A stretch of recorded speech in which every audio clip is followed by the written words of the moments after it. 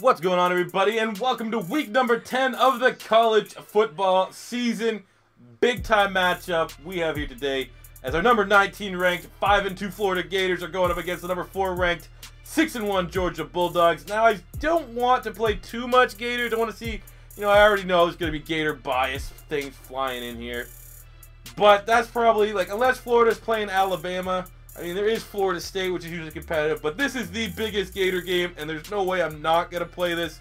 So my apologies at the start if you guys are, oh, there's so many Gator games. Play with some other teams, because there totally is some really competitive matchups this week that we could also look at playing, but we have Michigan State, 6-1 against 7-1.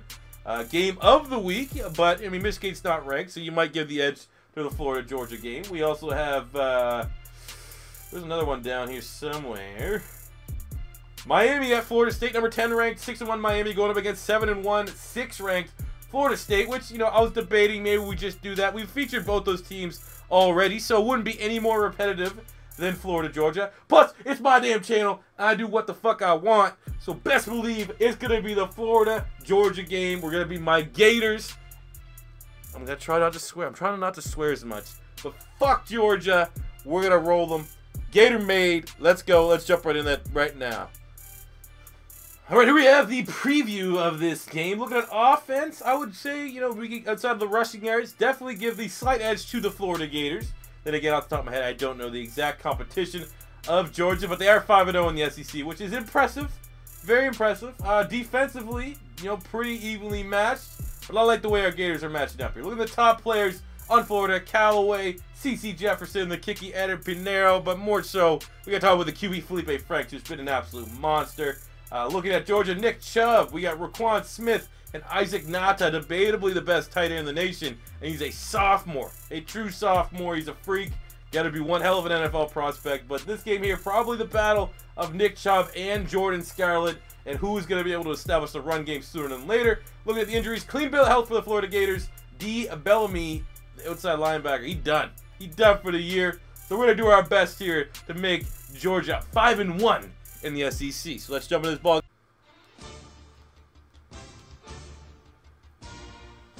Oh, Goolsby! Let's go! Tremendous block by the wide receiver. And DeAndre Goolsby takes it 52 yards to the house. We got to get a replay there. That blocking by the wide receiver. That might have been Antonio Callaway. Certainly not the wide receiver. I think they'll be laying a block. There we go. Felipe Franks throwing on the run. Where's this? Show the block. Get better camera angle. Look at that ball. Number 4. I think that's Brandon Powell, actually. Mr. Special Teamer himself. And Goolsby, one of the more underrated tight ends in the nation. Opening this game wide open here early. Go 3rd and 5 on, I don't know what the hell we're on, the 18, 17 yard line. See what we can do. We got all our big time playmakers out on the field. Shit, play broke down. Play broke down. He throws in the end zone, and oh my God, Powell would have turned around. That would have been a TD. We're going to have to settle for a field goal. Oh shit, let's go, Callaway. Come on, you're like the fastest player in college. You gotta beat him, man. Look at this shit. Bringing out the blitz, able to move in the pocket. That's what you get with Felipe Franks. 6'6", Felipe Franks. We'll call him Cam Newton Jr. I fully expect Callaway to finish that shit off. 3rd and goal. We're 0-2 on 3rd down, so, I mean, we're pretty much shit. Let's see what we can do here. Come on. Come on. Anybody beat their man. Someone beat their man. Oh, throws on the run. Antonio Callaway makes amends for not finishing the run. I love Felipe Franks' escapability in the pocket. 2nd touchdown pass on the game. Get ready to go up a full 6 points, and we can hold on for another minute. What a play. Let's go. What the fuck? Why is Zaire in? You better make up for that shit, bro. What the fuck? Franks must have got hurt. Oh, man, we're fucked. We're fucked. Fuck, man. Well, at least he's fast enough to chase down his picks. Let's get an injury report. Can we check the injury report? Is there any way to check this? Game stats. Is it in here? Nope. Fuck me. How do I check the injury? Strategy? Oh, no, I don't. No, don't be something bad. Oh my fucking god. Oh, for the year? Yep, that's the way she goes. First and goal, Malik Zaire coming in for Felipe Franks, who's out for the year, and still these jabronis from Georgia are gonna choke this one away.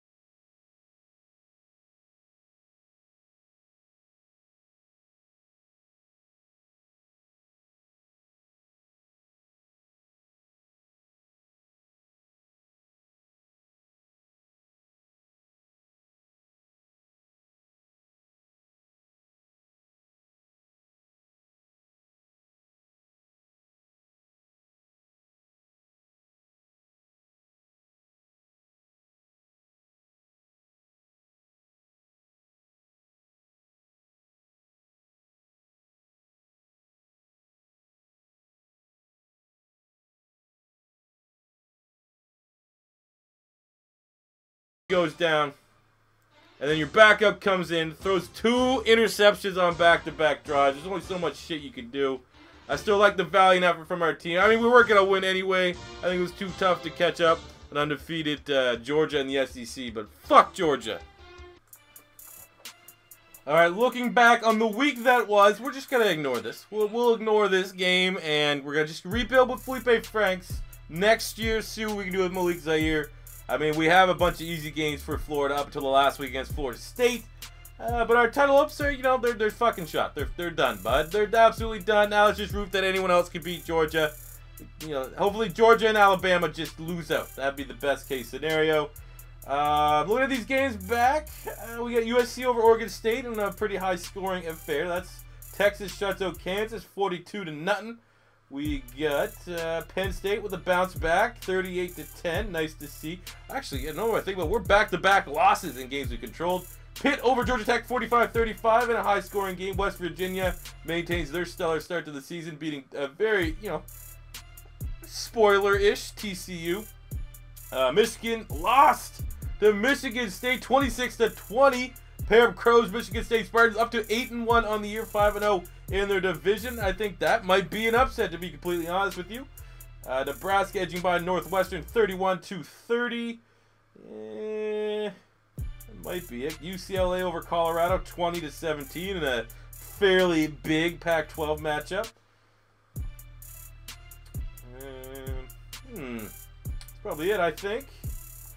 Oh, that's probably the last one. Miami 41, dumping it on Florida State 41-23. Let's take a quick look at this box score. This Rozier quarterback for Miami might be playing himself. Like, realistically, not gonna lie, never heard of this guy. He's been balling out of control. Did have 2 picks on the day, but fairly, obviously still carried the team with his 3 touchdowns. Let's look at the players of the week here in week number 10 and move on, because I just need to wash my hands of this goddamn week. What the fuck is it?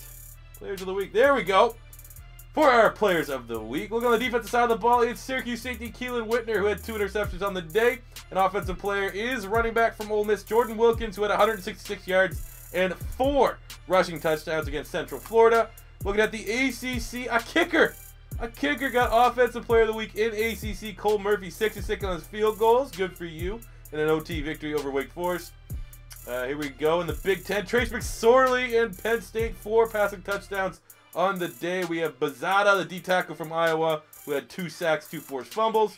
Here we go in the Big 12. Mason Rudolph once again becoming a familiar face for the offensive player of the week in the Big 12 with 5 total touchdowns. Brandon Jones, the sophomore free safety for the University of Texas, with an interception in a staple shutout victory over the University of Kansas. Here we have the American Conference, Central USA. The Independents, back-to-back stellar performances from Notre Dame and their young quarterback Brandon Wimbush, 4 touchdowns on the day. Here we have the MAC. Here we have the Midwest. Here we have the Pac-12. Iman Marshall with an interception. Very talented fringe first-round corner for the upcoming draft. Sam Darnold, on the other hand, though, look at that. 3 touchdowns on the day. Good performance against Oregon State in a 35-24 victory. Here's the SEC. Here we have the Sun Belt and General NCAA. So to wrap this up, now that we kind of have some awards semifinals, let's peek in and see who is so far the cream of the crop. As I mean, we will eventually do a big deep dive and look at, you know, the players' stats, but I think we should probably hold off a little bit for a couple more weeks.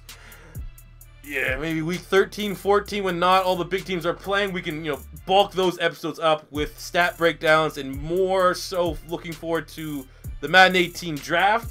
But here we have for the Maxwell Award, Luke Falk of Washington State is the leader. We have DeAndre Francois, Josh Allen, Malik Rozier, Sam Darnold, Drew Lock are the big names within the top 10. Look at the Walter Camp, which I'm pretty sure is best running back. Timothy McVeigh. Why does that name sound familiar? Isn't that guy like a famous murderer or something like that? He's number 1. I mean, it is Air Force. They had that gimmicky rushing attack. Darius Geis at number 2. I don't know what these awards. I'm going to be completely honest with you. Not off the top of my head, no idea outside of the Heisman. Royce Freeman here. Yeah. Look at the Bednarik, which I do know is like defensive player, I'm pretty sure. We got Drayvon Askew Henry, who's whooped us. Absolutely whooped us, sitting on 7 interceptions on the year. Kendall Joseph, Traven Howard, Roquan Smith. Some big-time players there for sure. The Nagurski, I think that's for defensive lineman. I'm not going to lie. I'm going to stop guessing. We're just going to look and see what big-time players. You have Tyquan Lewis there for Ohio State. He's a beast. Looking at the O'Brien, that's definitely the quarterback. We got Falk, Darnold, Rozier, DeAndre Francois, and Josh Allen. Kind of surprised. Man, Jesus. No Josh Rosen. That's surprising. No Lamar Jackson. That's also surprising. A couple notable omissions here. Looking at the Walker. Okay, the Doak Walker. Now we're getting it. This is running back. McVeigh, Darius Geis, Freeman. No Saquon Barkley. Justin Jackson, a sleeper from Northwestern, is good. No Saquon Barkley, man. That is very surprising. The Blitnikoff for best wide receiver, currently led by Tavares Martin of Washington State. Makes sense for throwing the ball up. We have Auden Tate out of Florida State. We got Deion Kane, who we featured a couple times, from Clemson. Dante Burnett from USC. Paris Campbell, Ohio State. You know, couple, I mean, where is... Okay, there's Calvin Ridley. There's one superstar. No Christian Kirk. No Cortland Sutton. No James Washington. I know James Washington picked up an injury. For best tight end, the Mackey. I mean, not going to lie, not a huge... I mean, he's good. I'm not even going to try to pronounce that last name, but he was really good as a freshman for USC. Ryan Izzo's a good tight end for Florida State, but no Mike Gesicki, no Troy Fumagalli. You got no Mark Andrews from Oklahoma. For offensive lineman, Billy Price is legit. Jamarco Jones is legit. Mason Cole. I mean, here we go. Most of these guys are getting drafted. Trey Adams, first-round pick. Tyrone Crowder, probably a second-round pick. I mean, big names there. We have the Remington for the best center. Billy Price is legit. The Lombardi, Sam Hubbard, Tyquan Lewis, Josh Sweat. We got Clellan Farrell. Some big-time names on there. The best linebacker, Kendall Joseph. Debatably the best linebacker in college. Roquan Smith, real damn good. No Malik Jefferson. That's a little surprising. Or Cam Smith. The Thorpe, this guy's a freak, man. Drayvon Askew Henry, you know, looking like a damn Kyle Joseph out there, man. Big-time playmaker. Armani Watts. You got Tanner Muse. These guys are all draftable players. Shaq Wiggins. All right, West Virginia, man, they're balling this year. For the kicker, who gives a shit about... kickers are people, too. Where's my boy? He's no love. Daniel Carson's good. No love for Eddie Panera, huh? All right, I see you. I see you, dog. And there's the punter for the Ray guy. Best returner. Let's see if I know anyone. Tevin Feaster's good. Turpin for TCU's good. Anthony Everett, Jack Jones. Some guys I know. But that is the short list. Like I said, guys, we'll do a more in-depth looking at final stats and stuff like that in the later weeks. But that will do it for this episode. So thank you for tuning in for episode 10 of the NCAA series. If it's your first time stopping by, don't be afraid to hit that subscribe button. Smash the like button if you enjoyed. Leave a comment in the comment section below if you have any comments, questions, or concerns. Make sure you stay tuned for the Philadelphia Eagles Connected franchise video coming out tonight. And until next time, it's C4 saying peace